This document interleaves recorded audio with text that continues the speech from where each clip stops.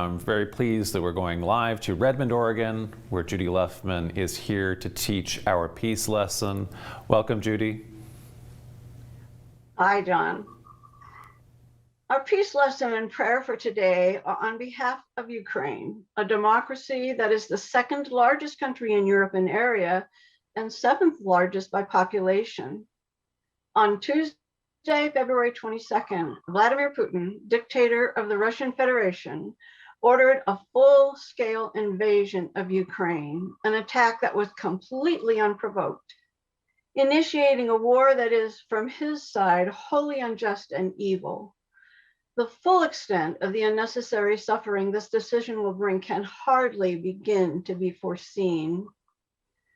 Putin disclosed his thinking in a ranting speech in which he displayed his total ignorance of history, or rather, his belief in a narrative that is historically false.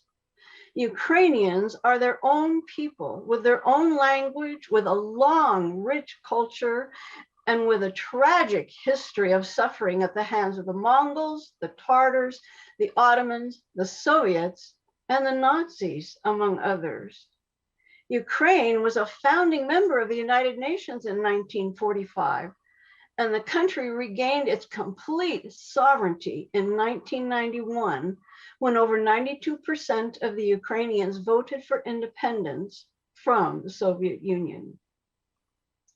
While the Russian and Ukrainian people both trace their origins to the Kievan Rus, an Eastern Slavic state founded by Vikings in the 9th century, both peoples have their own subsequent histories, cultures, and states.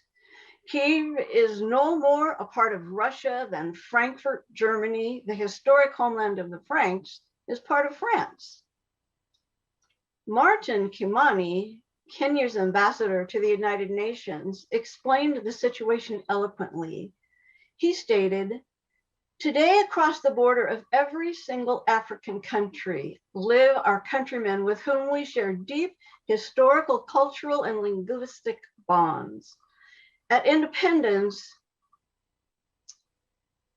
we chose to pursue states on the basis of ethnic, racial, or religious homogeneity.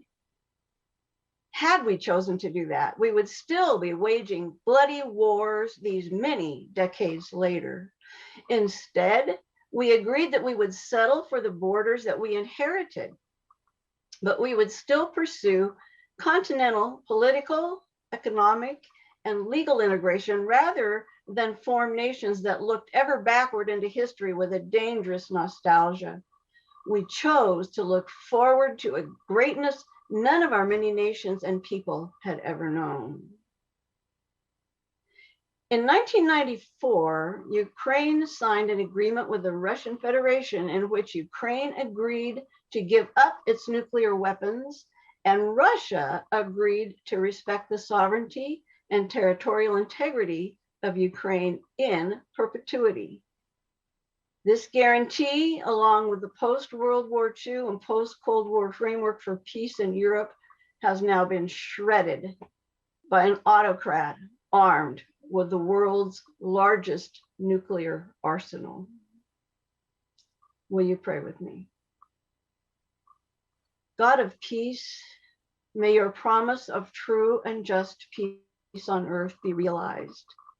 In the face of conflict, help us discern how we can best respond, how we can help those suffering needlessly at the hands of aggressors, and how we can stand up to aggressors as we simultaneously seek your higher path. Help us become true agents of your peace by contributing to conditions whereby all your children may live with freedom and justice.